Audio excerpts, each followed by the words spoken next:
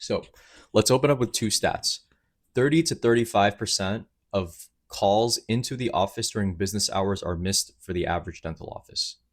And then for that same average dental office, they only convert 50% of the qualified opportunities that actually come in. So I just want to break this down for you simply. Let's say you are spending $2,000 a month on Google advertising. You're getting 10 phone calls. You're paying $200 per phone call, and you're missing 35% of those phone calls. So you're ending up wasting around $700 a month in just calls that you have paid for. So let's go over a simple example of how improving conversions grows your practice and why it's the first thing that you should do before you spend another dollar on marketing. So let's say you have two offices, they are getting 10 qualified patient opportunities per month. So these are patients who can come in, who are willing to pay, but you need to be able to handle their questions and then schedule them into an appointment. But they're a good fit for your office. These patients are worth about $1,000 in new patient value for simplicity's sake.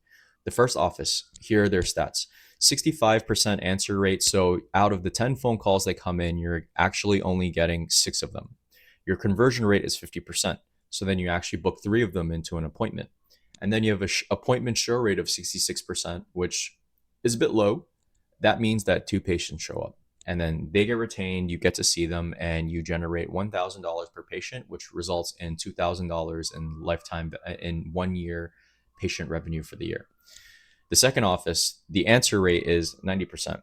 Same stats, conversion rates and is higher. It's at 80%. So they answer 9 out of 10 of the phone calls. They convert 80% of them. So seven patients end up scheduling. Their show rate is 66%. So they end up retaining four patients for the year. And their lifetime value for the first year is $1,000. So they actually generate $4,000 of patient revenue for year one. And so you could see that there's a 100% increase from Office 1 to Office 2, given the same amount of traffic, given the same amount of qualified opportunities that are coming in through the door.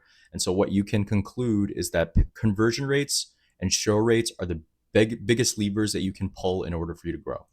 So I kind of want to just like freeball this a little bit.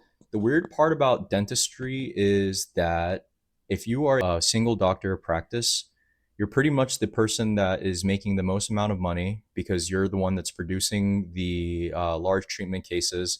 And it's also at the same time you have the hardest job because you have to be the business owner and you also have to be a clinician.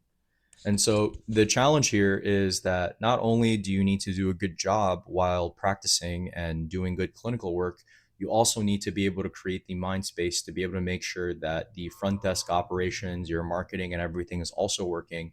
And I think this is the biggest thing that I see dentists struggling with in running their practice.